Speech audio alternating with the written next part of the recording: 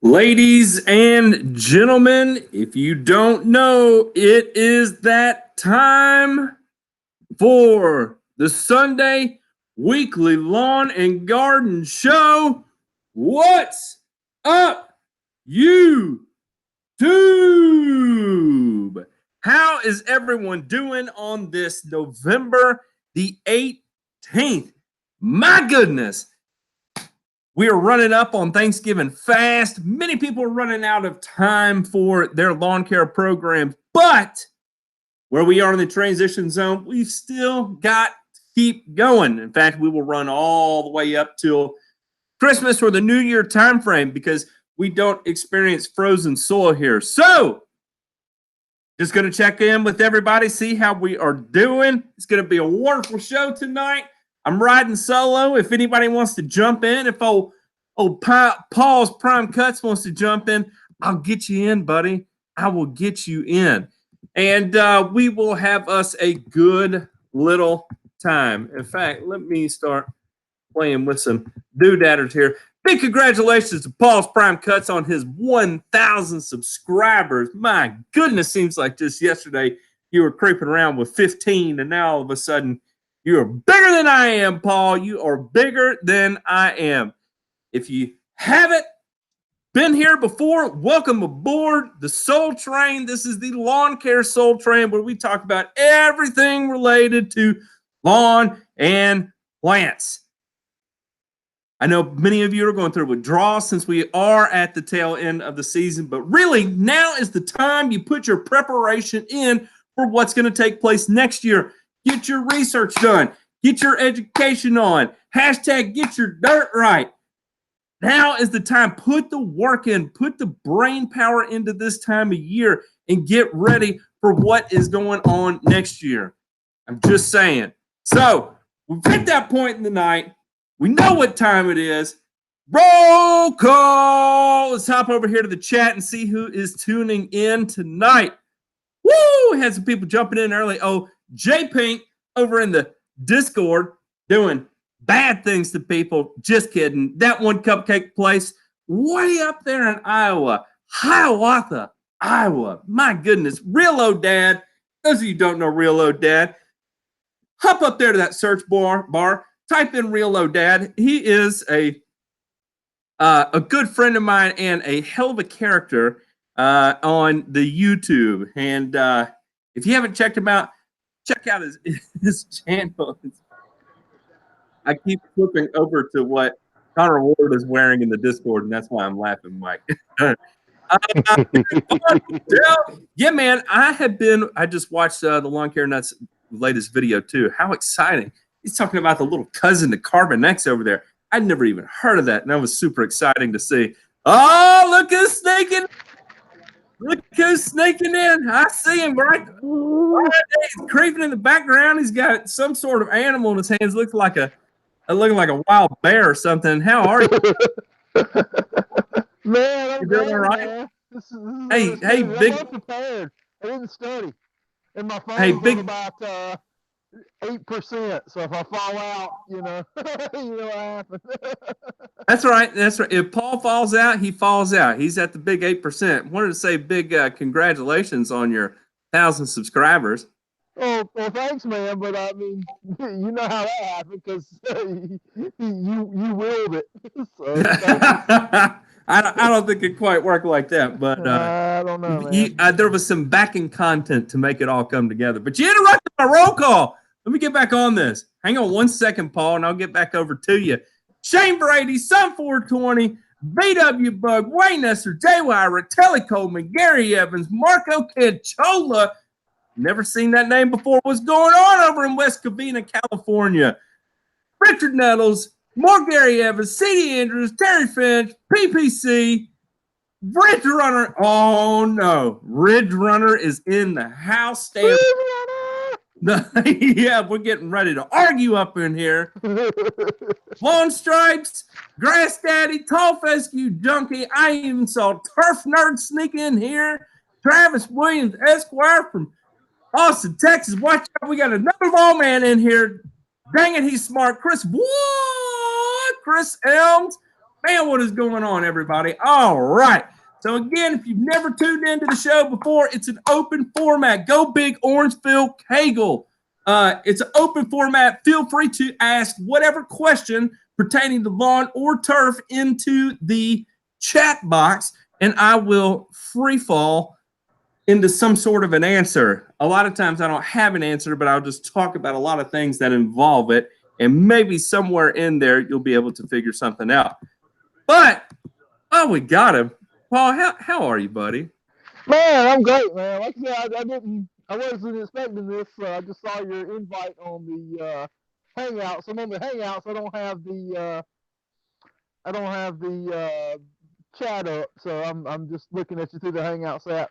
But man, I'm fantastic. I'm sitting out here burning me a fire, watching a little football, smoking a cigar.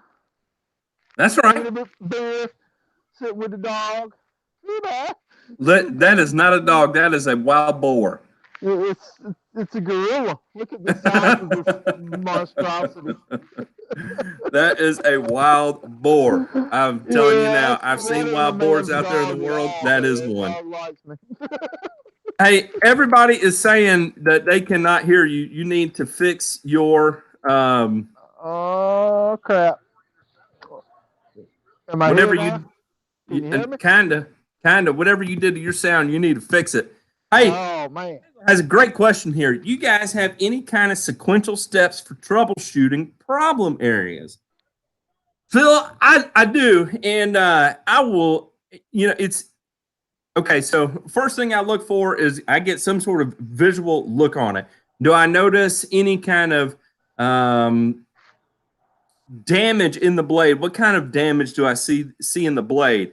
You know, does it have like circular damage spots on the blade? Does it have long striations through the veins of the grass blade? Take a look at it from that kind of approach. And I come up, give it the old tuck test. Who is it? It's the lawn ginger. He's got his like 5-step thing he does when he goes through there, and that 5-step deal is pretty spot on in terms of figuring out what is going on. I really like the way he does it. Give it the pull test, see if it pulls out. Take your screwdriver, stick it in, see how moist the soil is. But you can really break that down into, you know, I think he breaks it down into 5. We'll call it 5. Give it the visual over.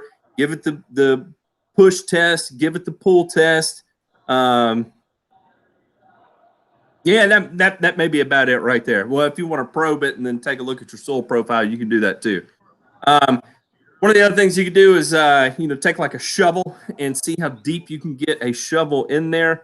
There's a lot of, I don't really have a set just way I go about it. I try and take everything into account though. And one of the things to even take into account is pay attention to like how this area was problematic all season and never looked like the rest. I'll check on Ginger's video. Yeah, and you know, another thing you can do is see where the light's going. Take a little bit of everything into effect, but really, Phil, one thing that I solve many of my problems by taking a shovel and seeing how deep I can get it in the ground. So that's usually where I recommend people starting. Let's see. I keep getting patches of carpet grass growing in my St. Augustine. How can I kill it without killing my St. Aug? Yep, Celsius is the way to go on that one. High rate of Celsius will take care of it. Paul, how much Celsius do you use through the course of a year? I've just started using it this year, and I think about 5 cases is what I did this year. Man. So yeah, well, I mean, it's just I got a lot of centipede, man, and it seems to be the trick for centipede. It's actually kind of rough on Bermuda, to be honest, but centipede, it's the ticket, man. I haven't found anything I like better on centipede yet, which is odd because the general, you know, whatever herbicides that you seem to turn to are really hard on centipede. But Celsius, for some reason, no problem on centipede, but it knocks weeds out. Yeah, I love me some Celsius on all our warm season grasses. I think that is it's about as good as you can get as of an herbicide on as far as broad spectrum, broadleaf, some grassy weed control. I agree. What advice to fix calcium to magnesium ratio if calcium is low, according to percent-based saturation on soil tests? Currently, our ratios are not close to 7.1 or higher. First, Papa and Nana's Lawn Care, I do not pay attention to base percent saturation on a soil test because it means nothing. It was a theory that was adopted back in the 40s or 50s that you could have nutrients in a certain ratio that would help with optimal uptake or whatever, and that's just what it is. It's a theory. In fact, Pace Turf did research with percent-based saturations, and they were able to almost kill lawns due to deficiencies by following the percent-based saturation theory. So I don't pay a lot of attention to it. Now, if you need higher calcium rates because your calcium is not in an optimal range, you can use something like a calcitic lime, or you can use something like calcium sulfate, or you can use something like calcium nitrate. All of those will help point your soil into a higher calcium level.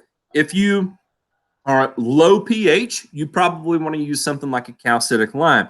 If you have a neutral to acidic, neutral to too high pH, you probably want to use something like calcium nitrate or gypsum. Gypsum is an easy way to really get your calcium levels up there without affecting your soil pH too much. Look at this. I love this right here. What did you say here? Trent Burns, push test, pull test, depth test. Sounds like a Saturday night for Hugh Freeze. Hey, I'm sorry about Vanderbilt, man. We'll pick up where you left off on Saturday. I watched a little bit of the game. I had my pre-emerge out and fall fert out last month on my Bermuda. Anything to do until spring? Travis, if there's anything you will have to do, it'll probably be spraying some post-emergent weed control. You said you're in Austin, Texas, so you'll probably be fully dormant somewhere around January timeframe. Somewhere in that transition period into full dormancy. Well, I think y'all are cooler than, well, I think actually you're warmer than normal right now.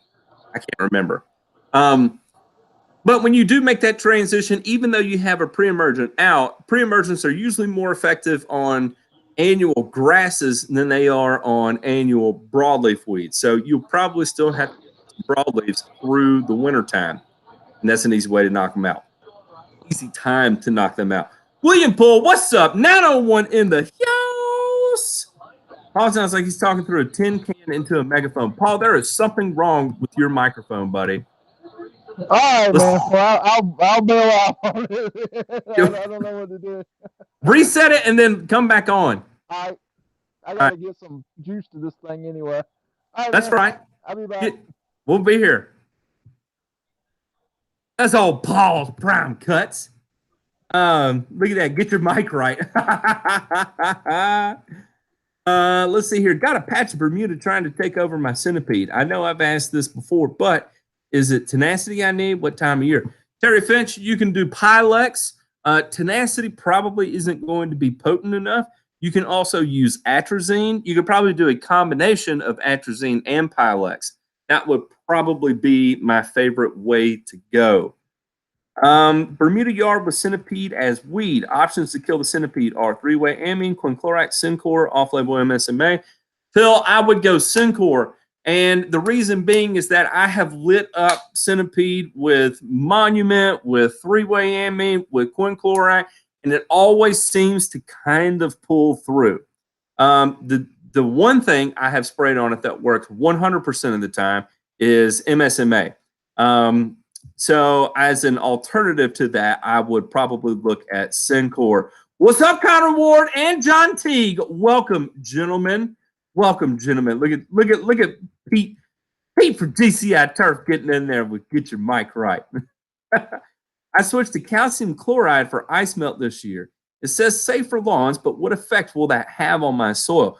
All right, Gravy, this is an interesting one here. Calcium chloride. So It is typically it's labeled as a safe for lawn type thing. However, one thing to keep in mind is that chlorides can be toxic to lawns. Now, the advantage is that chlorides move through the soil profile really quickly.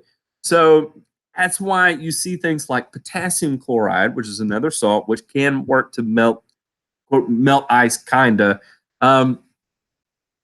It's not very effective, but it can, potassium chloride. That's the reason why it's safe for lawns, because you can apply it and it will move through the soil relatively quickly before it has a chance to build or accumulate and cause issues to plants. Now, I'm not a big fan of potassium chloride, but in instances, it's certainly fine to put down. It would be the same thing with calcium chloride. There is potential to burn your lawn from it because it is, of course, in a salt form. However, calcium chloride, the whole reason behind using the chloride is that it will flush through the soil system fast enough, not accumulate like a sodium chloride would. Sodium typically is going to be bad for lawns. That's why they switch to things like calcium or potassium in a salt form. Hope that helps. I had Bradford pear trees removed. Whoa. Now we got some stuff coming in. I had Bradford pear trees removed with turf-type tall fescue, rhizomatous tall fescue this fall. Grass is noticeably short for a stump grind and backfill with 50-50 stump grindings and topsoil. Any suggestion? The problem is that where that wood is breaking down, Greg, you are that wood is robbing the soil of nitrogen. All that nitrogen is going into decomposition. So you can counteract that by trying to apply more nitrogen, but chances are you're just going to have to deal with it until all of that decomposition takes place.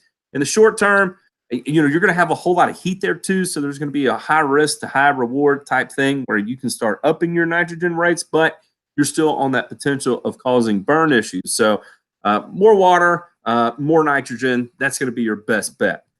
Dark and light areas in my new fescue, check to make sure all the same grass. Localized iron deficiency, had compost put out, but don't know if it was put out even. Gary, that could be the case. It could just be soil structure.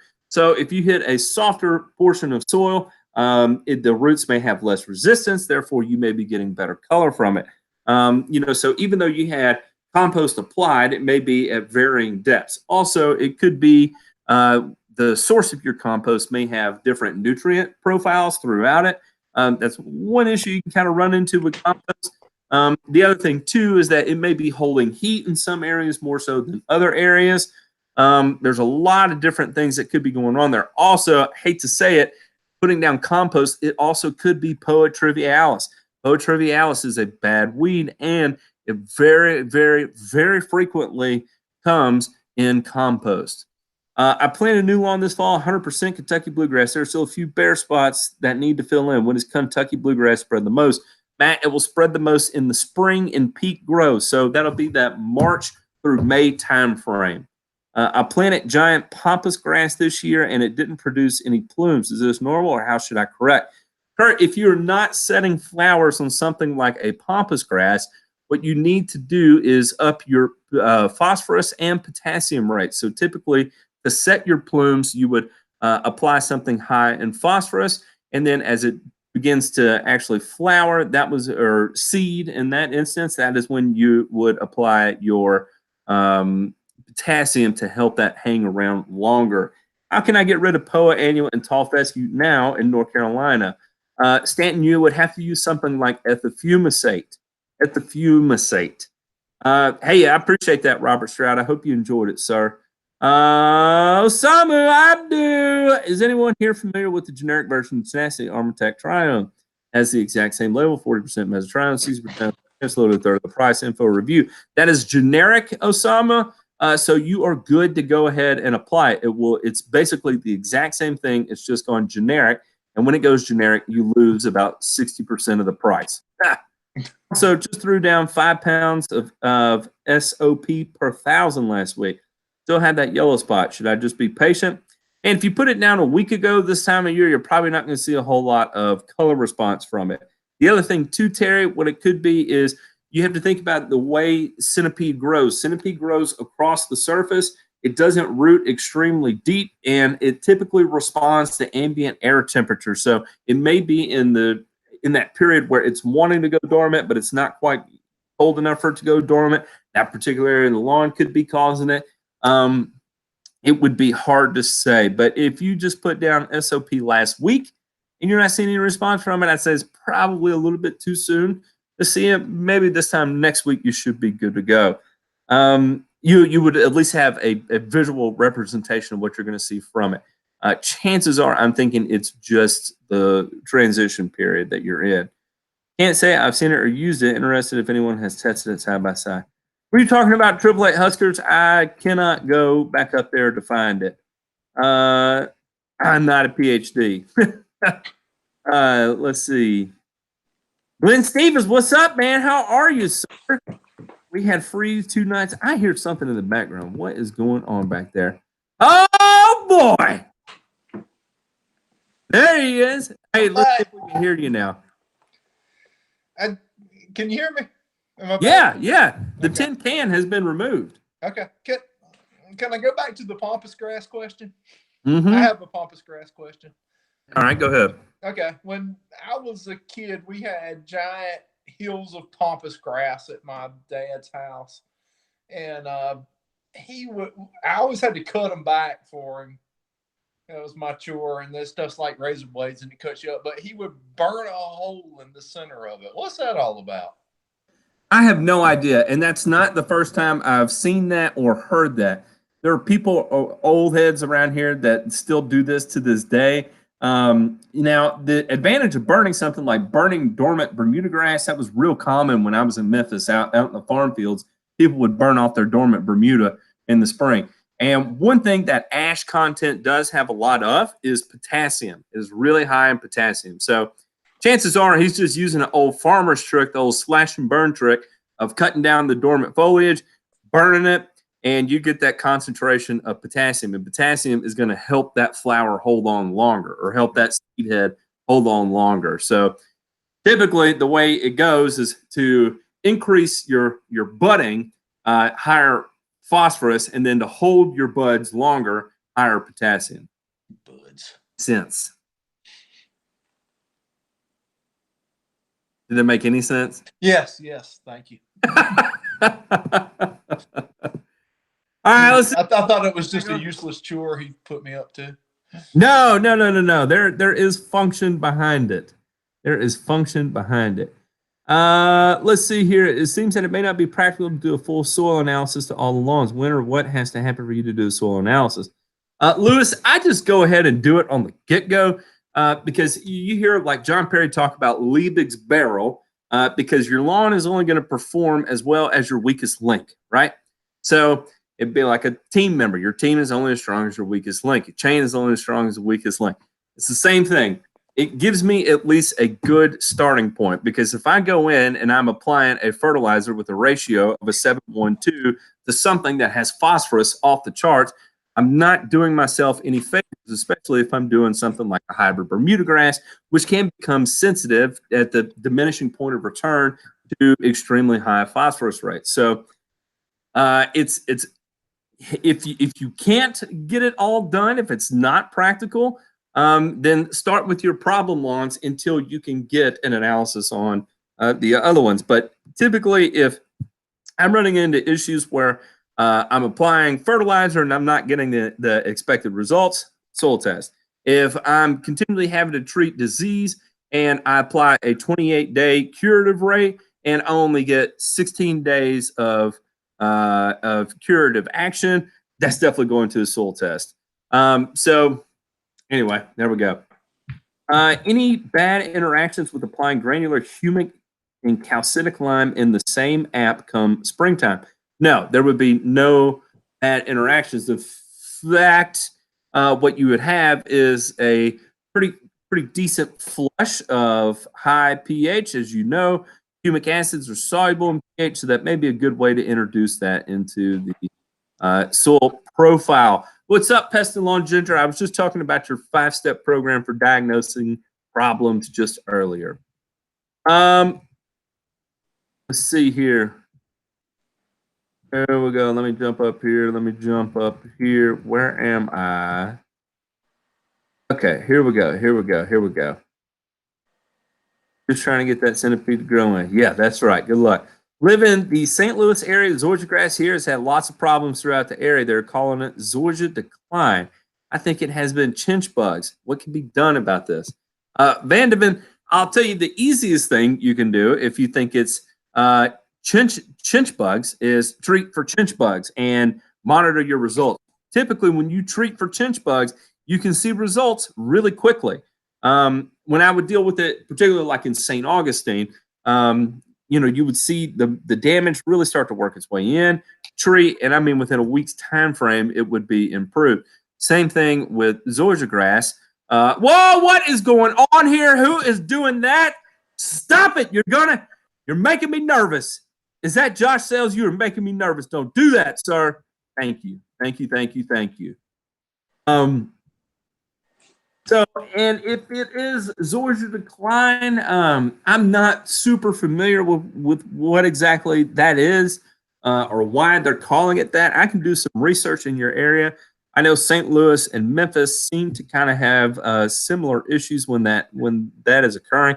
The other thing I would try, Vandeven, is a good heavy rate of astrobilurin, something like azoxystrobin. If you make an application of a high rate of azoxystrobin or a combination product of a strobilurin and a DMI, like Headway or Armada, monitor the results and apply in combination with the fertilizer. Don't go about that alone. The other thing too, where you're located, Zoysia grass can be pretty sensitive to low potassium levels. So if I may pull a soil sample, check and see what exactly is going on there. That's just what I'm going off of the top of my head. So that's really all I can do for that. I'd be real curious to see what his symptoms were looking like there, Matt, for Zoysia decline. I have not heard of that one. We have centipede decline, which is usually from over application of nitrogen on centipede, but I don't know that one in Zoysia. If I had to guess, it probably looks like nematode damage. And so, like most of the time when I see nematode damage in grass, like it never grows above like a 1/4 inch or a 1/2 inch. Now, there's some times where that may be a little bit different. Like if you're going out with like a super hybrid version of Zoysia grass, sometimes I'll see that grass get pegged at a really low height. But if I had to guess, it probably looks like that nematode damage where it just doesn't grow. No matter what you put on it, it won't grow. And then you get in there and you dig around, you find all the nodes on the roots from the nematodes, and then make your corrective applications if you can. That's what I'm guessing. Thinning of grass, not growing, not responding to fertilizer type deal. Interesting. I guess. Let's see. From what Matt, how can I go about keeping the neighbor's Bermuda out of my turf type tall fescue next year? Josh, I'll tell you the easiest way to do that is to plant a row of trees. Bermuda grass will not grow through the line of trees. It just won't. It's super sensitive to light. If that is not applicable to your situation, what you're going to have to do is treat it as it advances into your turf type tall fescue.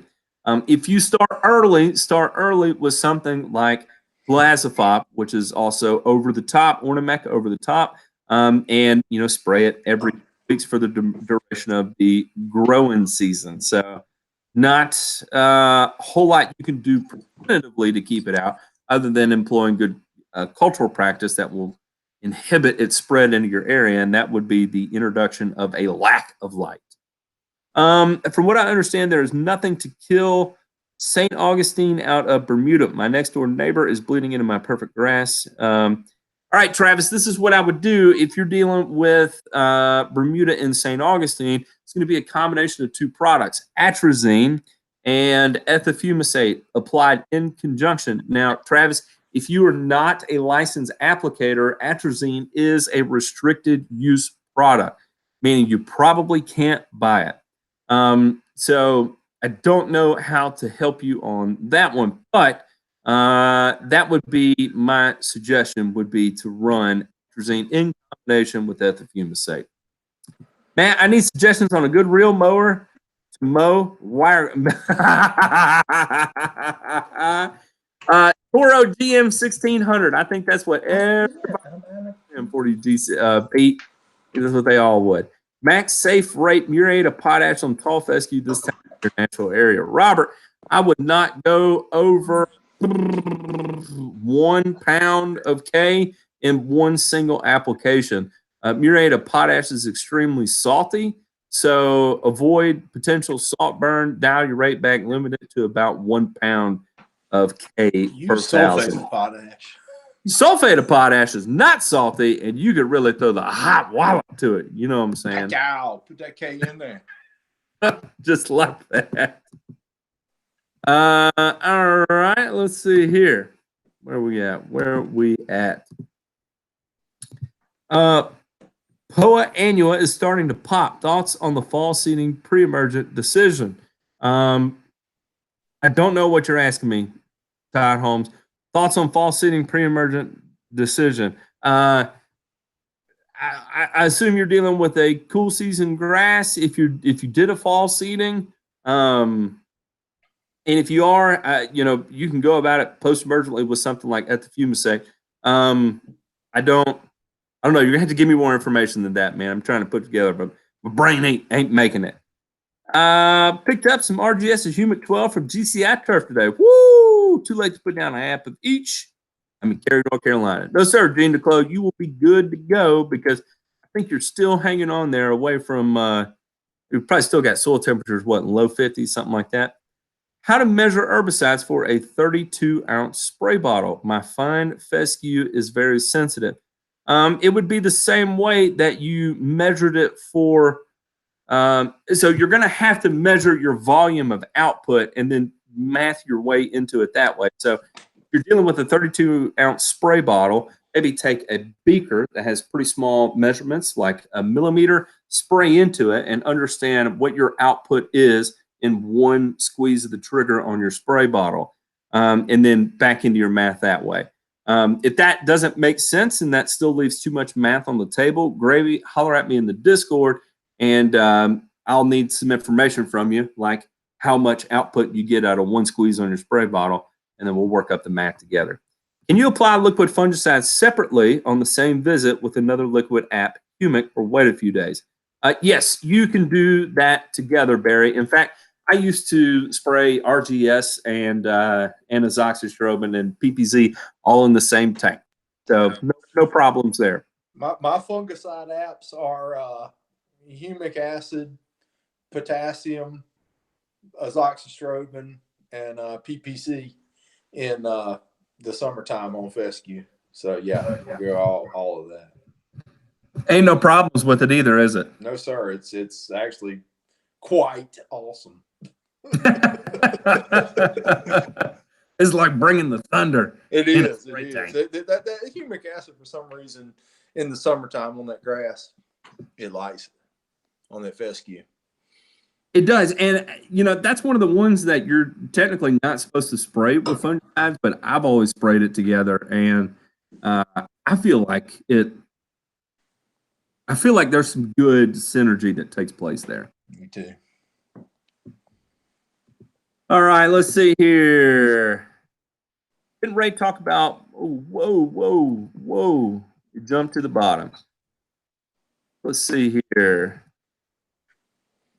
Didn't Ray talk about Bermuda, burning Bermuda in Hawaii too? Sounded like he did. It's still probably he's talked about it. I don't know if he still does it or not, but you know, it's one of those things that you know, you're recycling carbon, you're recycling potassium back into the soil when you do that. So it's never a bad thing. It's just an old farmer's thing. Does prodiamine or dithiopyr hurt the ability of Kentucky bluegrass to spread? Gary Evans, no, it doesn't have so much of an effect on the rhizomatous action of something like Kentucky bluegrass, but what it does do is decrease the weight of the root system for something like Kentucky bluegrass or tall fescue or any grass type. There are a couple of studies that I have referenced before somewhere. I can't remember where, but one study was about Kentucky bluegrass and prodiamine and dithiopyr and pendimethalin and a few other pre-emergents that are not labeled for turf that were used. And of course, dithiopyr was the highest in decreasing the root mass. And then prodiamine was second, and then pendimethalin was the least. And it's one of those things where it's just kind of an unfortunate evil we have to do. So while we may have to use something like a pre-emergent that can reduce root mass, it's important we have counter measures in our program to help increase root mass. So just keep that in mind. What is the craziest thing I could apply foliarly to my lawn? Crazy? What kind of crazy do you want to go with, John? How crazy you thinking? How crazy you want to go? The dead foliage of warm season ornament grasses can be burned to remove it and make way for new growth. There you go. Burn it in fall will destroy the winter interest of the grass, contributes and open the plant up to winter injury. That's right. Super juice. Silver Symbol, good to see you, sir. All right. Let's get down here. Should I leave my St. Augustine alone here in Houston until spring? I have tons of humic and RGS. I would like to keep spraying it. Bird dog, you can keep on spraying. You got St. Augustine, you're in Houston, you're probably not super dormant yet, then man, keep going. What's up, RBL Jackson? How are you, good sir? Turf nerd, real green or service autopilot? Interesting topic here. I think it was Josh Whitaker in Nashville that he put it really simply for me that, if you look at real green is more male based, like physical transactions, physical hand-to-hand contact, because you're leaving a paper trail everywhere you go with real green. With service autopilot, it's all digital. You're leaving digital trails everywhere you go. So I think it all comes down to preferences, one greater than the other. I'm not going to say. I originally started on real green, then made the switch to service autopilot. I was happy with both. I feel like real green is harder from a new startup type service because it will nickel and dime you to death. It's easier to absorb those costs when you have a little bit more revenue and better cash flow. Service autopilot doesn't nickel and dime you as bad, but you kind of have to change your whole system. Or my whole system previous, I was used to writing things down physically, and then when I switched to service autopilot, I had to get used to typing into my phone all the time. So it wasn't really the one being better than the other. It was just a preference of how I wanted to store data. Previous homeowner spread a ton of sand in their backyard. I threw out some rye today to cover it. Did I waste $30 because I'm too late, or will it grow? I have no idea, Terry Finch. It probably will not grow unless you have some random warm days come up. And if you're in an area where you're dealing with centipede, chances are it likely will come up. It is annual rye, so know that it can have allelopathic tendencies. Wow, that was a hard word to say. And it can damage your other grass. So spray it out as soon as you plan on starting your new turf type, whatever's going to go on that area. Don't try and let the heat die and then establish new grass. Spray it out. Kill it. It will do it. Yeah. Have you ever seen that before, Paul? Funny. Yes, sir. About this. What did you see happen? I had another company put in some perennial rye and some St. Augustine, which don't put ryegrass in any kind of St. Augustine, zoysia, centipede anyway, but it murdered it. It absolutely murdered it. But if you want to see the effects, I've got some videos up on my YouTube channel. I can't remember the name of the video right now, but if you search around, I think it's pretty self-explanatory in the title. But yes, it absolutely wrecked it. We had to sod the yard. Yep, that's typically how it goes. I've seen it do it to Bermuda grass, zoysia grass, you name it. Annual ryegrass is it's good temporary cover, but always kill it when you're done with it. I wouldn't do put not anything let it. but Bermuda grass, and you can spray that out with some kind of sulfonylurea in the early spring when the ryegrass starts looking good. Is the irony of it. You got to start hitting it, because once it starts getting warm, it seems the more stress that ryegrass gets, the more of whatever toxin that it puts out starts coming out. Because in that particular yard, it basically looked dormant, but it was just murdering that yard, man. Yeah, it will do it. It will do it. And it is purely a stress response. So that's why the warmer it gets outside, typically the more damage it causes. Yeah.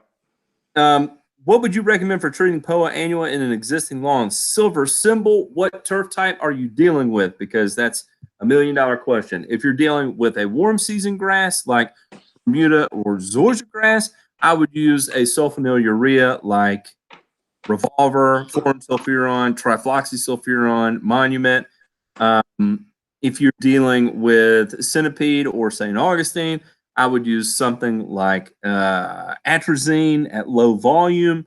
If you're dealing with cool season grass, you're pretty much limited to ethofumicate.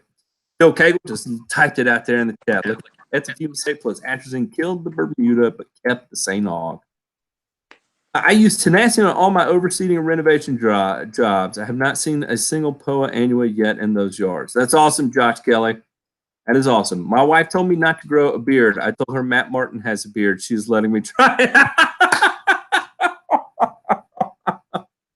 That is funny. PPC got one too. Do what? I said I got one too. That's it. That's right. Hey, Paul's got a beard, David. Do I need blue dye with my chelated iron? Asking for it. Yes, you do. Chris. I love you, Chris. I want you to pay me to watch this and send the money to me in UK pounds. That is funny. Yeah, man. How much money do you want? Go ahead, put your PayPal in there, and I'll send you some dough. Who is this con man? Just another con man down south, and we get out here and we just con people around the yard. That's about how we work there. Ronnie O'Sullivan, glad you joined us, sir. Outdoor concepts, turf management. I missed your question. Please type it again. I did not see it. The chat jumps around and it's hard for me to follow. Let's see. Can I apply ammonium sulfate with potash? Yes, you can, Julio. Absolutely. Service autopilot. Lots of automation. There you go. I want to get rid of all these liquids. Woo, man, that jumped to the bottom again. Hey, Matt, while you're searching, if I could jump in, the ammonium sulfate question. I've started hitting with some ammonium sulfate this fall. Amazing. Go with ammonium sulfate, people. Dump that urea for the fall and winter. Ammonium sulfate. Top 10, man. It is. I got some yards that are saying stuff they've never said before, man. Ammonium sulfate. It is. It's the way to go. And what's funny, Paul, is you'll notice that when it comes out of dormancy next year, it is going to scream out of the ground you'll be 2 weeks ahead of everybody. Yeah, I'm impressed so far. Well, you saw what I had mixed up or whatever with the biosolid and the half ammonium sulfate, but it's solid, dude, on the fescue so far. Because I got it mixed just because I was thinking I was going to have something to run lower temperatures on that fescue for the fall. But so far, what I've put out is gangbusters effects, man. Gangbusters. I got some nice looking fescue turf right now. That's what I'm talking about. Ammonium sulfate, in my opinion, the only way to go. I want to get rid of all these liquids to get rid of carbon X. Oh, thanks, man. You don't have to do that, though. They work good. It's just another tool. Just keep that in mind. It's not a smoking gun. It's just another tool. What's the best fertilizer to use next year? Asking for a friend. Call Fescue Junkie. That is a loaded question. I can give you about 3,000 answers on that. Triple Eight Huskers, what do you recommend to increase root mass Kentucky bluegrass for next year in the spring? Recommended mycorrhizae. The lawn ginger recommended mycorrhizae. Yeah, you can do mycorrhizae if you have a way of injecting it into the root zone. If you cannot inject it into the root zone and you didn't renovate by getting it into the root zone, then chances are it's not really going to have much of an effect. The easiest way to increase root mass is to use a biostimulant that will stimulate root growth. The big study done by Virginia Tech pointed to humic acid and kelp as having the greatest impact on root mass development in grass types. So I use RGS to increase root mass because that's where I've had the most success, and that's what science says is has the greatest chance for success. And the other thing they tested that against was like other bacterias too. And that was testing against amino acids and bacteria like bacillus varieties, and humic acid in seaweed was the highest performer. What is the ideal range for calcium levels in cool season lawns? What range would you want to see on a test? Papa, I don't know off the top of my head what that is. I'm probably, most of what I see around here in my area is going to be between 600 and 1,000 parts per million. So as long as I'm in that range, typically I'm feeling pretty good. As long as my pH isn't below like a 5.5, because I may be at 1,000 and still have a pH of a 5.5, so I'm still going to be applying calcium. So there's more to it that goes into it than just having a calcium level. Update on Carbon X shipping. Carbon X shipping is going to take place starting around mid-December, running through mid-January, somewhere in that time frame.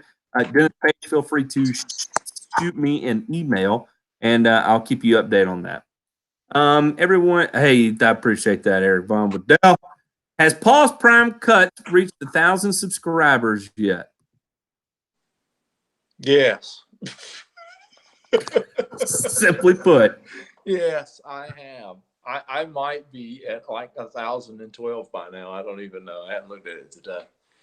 But yes, we're waiting on Matt and another YouTube superstar to come out with a special treat for the subscribers and whoever else wants to watch it. So I started recording mine yesterday, but I said so many. I'm having to go in and don't talk about it. It's a secret. Let's see what's going on over here in the chat. Matt, I'll be right back. Dallas grass in fescue. Something like fluazafop or Roundup or Pilex would be about the only way you could go. Texas terrain, Newbie here. What do I apply to customers' lawns over winter? San Antonio, Bermuda, and St. Augustine. Leading into now, I would probably be applying potassium. I would also be applying a pre-emergent, and I would also be applying post-emergent. Man, there's a lot you can be applying right now. It's kind of a pretty vague question there. It depends on what your plan is for next year too. So if you want to shoot me an email at thegrassfactor@gmail.com, I can look at your program and tell you what I would recommend based on your program. Connor's growing the stash and I'm growing a mustache now as well. Attaboy, Kurt, get it. I heard Paul's Prime Cuts is giving away a new car with the 1,000 subs.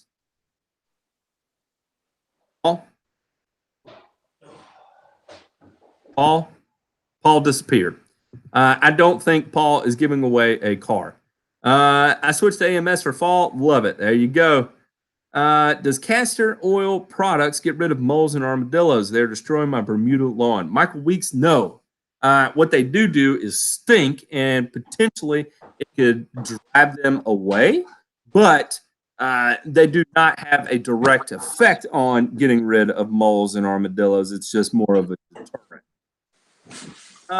Let's see here. Did I hear Paul's Prime Cut say rye puts out toxins? Contractor put out annual rye with my rhizomus tall fescue stop erosion. If I need to kill it, Perennial rye. Fescue. Yeah, perennial rye. Annual rye does too. So yes, annual rye does put out toxins. It doesn't particularly put out juglone like you see on like a walnut tree, but it does have allelopathic tendencies. So I would get rid of it. But the problem is that it's in your rhizomatous tall fescue. Man, I do not know what to do in that situation other than burn out and then reseed into it once it burns out. So I don't know what to tell you. That's just not good, Gary. I would have people do that around here, man, and it drives me crazy because it thins out so aggressively over the summer, and then you have to put it out again. What we have a lot of people doing around here, Matt, is putting out fescue into warm season grass. Why? For their winter cover, because it's so rough on fescue here unless it's irrigated and you run a fungicide program. That fescue is almost like ryegrass and is in that it will not survive the summer, but some of it does, and it is the worst looking thing I have ever seen, man. And you get these big waffles in the yard when I see him do it. But I just talked to a guy this morning who has a bunch of apartment complexes and stuff that he keeps up. And he was like, yeah, man, I got tired of it. Because, well, the ryegrass is so bad. The annual ryegrass is so bad to mow in the spring because it just gets so thick and juicy. And so he said, I started putting fescue in it. I was like, oh, God, what does that look like? And it generally all will die by June, July or so. But, I mean, damn. Yeah. You would never see me do that. And I would see not people do that. They're seeding K30, throwing out Kentucky 31 like it is the gift that keeps on giving. And it is. It's the gift that keeps on giving ugly looking grass. Yeah. Not a fan of doing that. Soil temps versus sun UV rays. I have seed on the ground that needs either. What are your thoughts? Soil temps are always going to be more important than UV rays in terms of cool season grass germination. I mean, they both play a part, but I mean, even if you're on a declining length of daylight, you know, where you're only getting 12 hours of light a day, that's not going to have near the effect on germination rate as a soil temperature would. And also your ambient air temperatures, because you think the seed is sitting right there at the soil surface. So you're going to have much more aggressive soil temperature fluctuation with it sitting right there at the surface versus, you know, if it's, you know, 3-4 inches in the ground.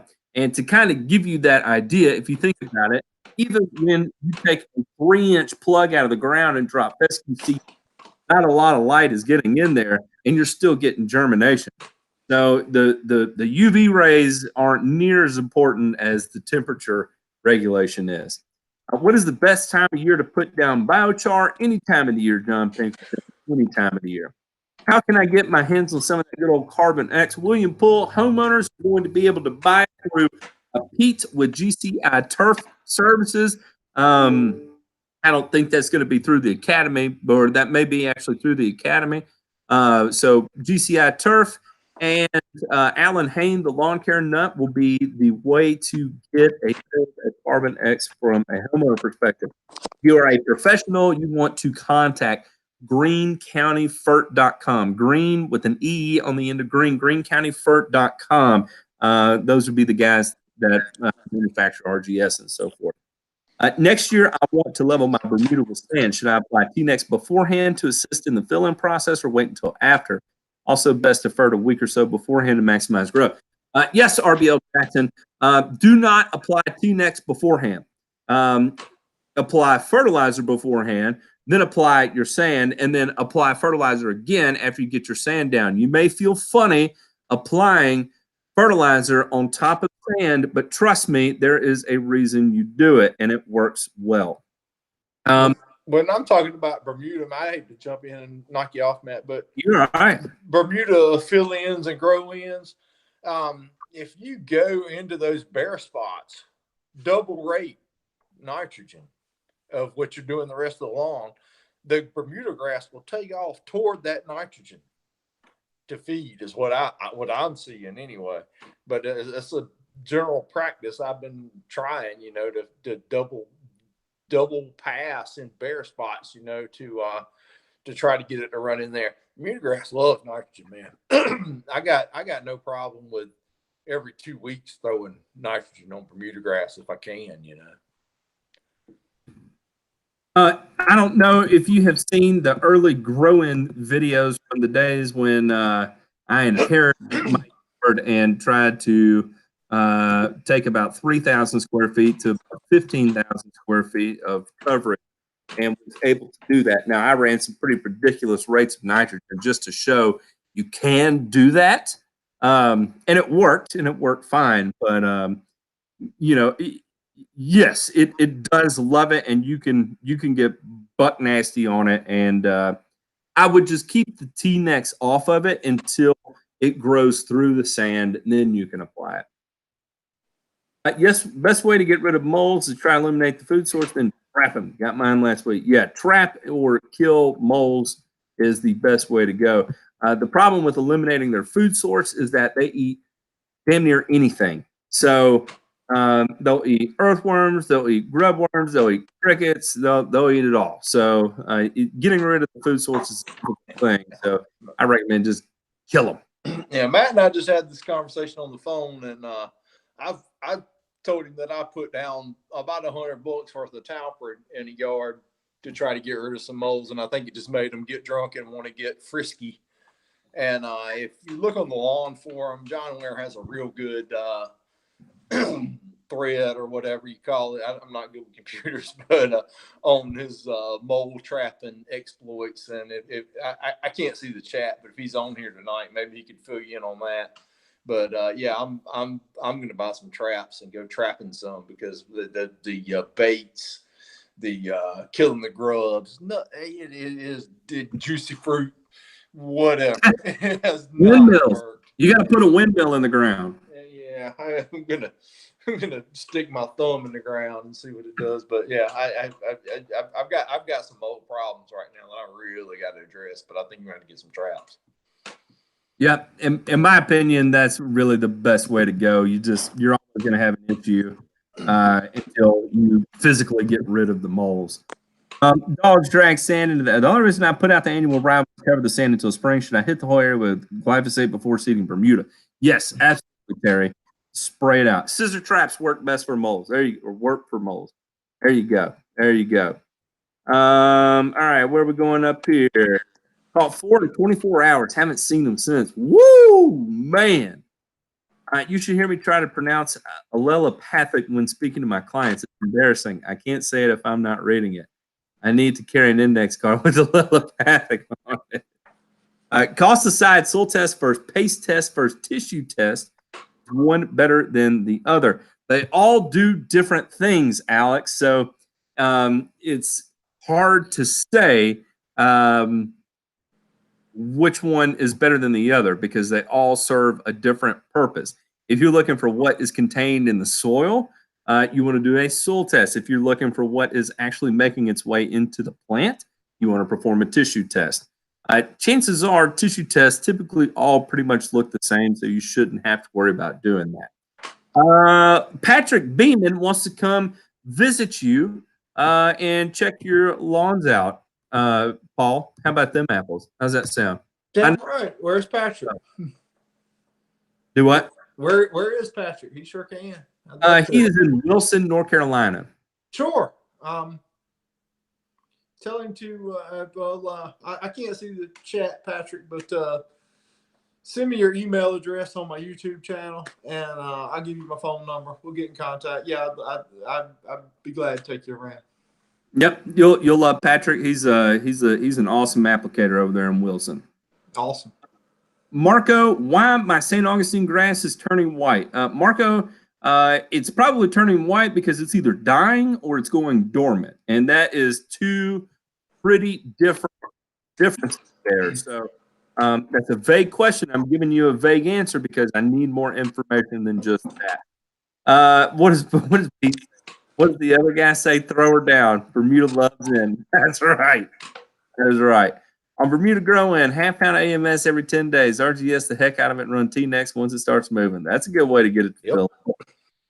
Paul, do you ever try to remove common Bermuda from hybrid Bermuda? Is there a product label for hybrid but not common? What's in your cup?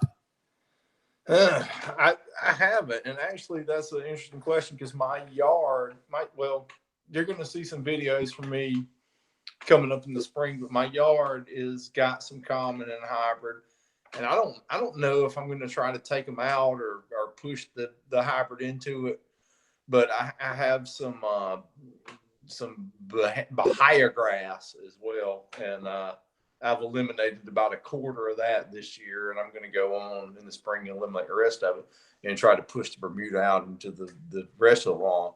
But I'm not real sure on taking common Bermuda out of hybrid Bermuda. What is your thoughts, Matt? Yeah, there's only one product, and that's glyphosate. Yeah, well, that ain't an option.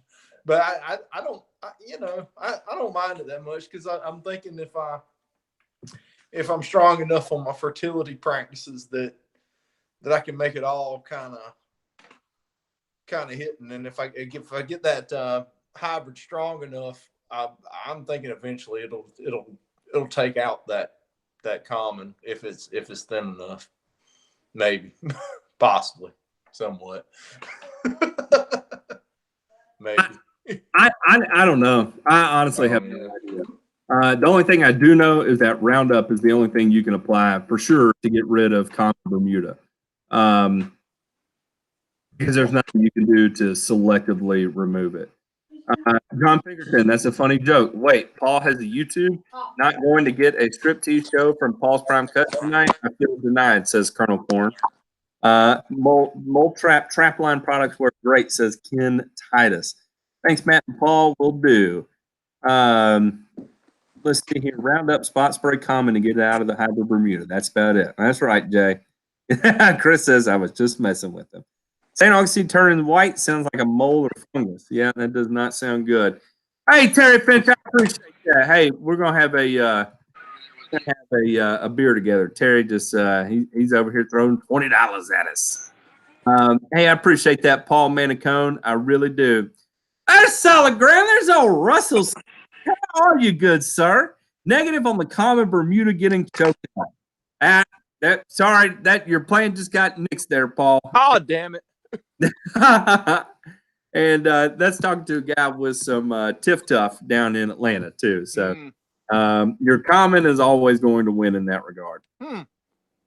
All right, everyone, it is going on an hour. That means it is time to wrap it up. Big thanks and big congratulations to Paul from Paul's Prime Cut. You was closing here, Paul. What you got to close with? Oh, nothing much, man. We got a real special video planned out. If Matt and some other people will come through and provide their input, but we're gonna keep it on the lowdown what we're gonna do with this. But yeah, man, I appreciate that every single thing you've done for me as far as pumping me up on YouTube and giving me some technical support out there on the field. You undoubtedly are the freaking man, dude.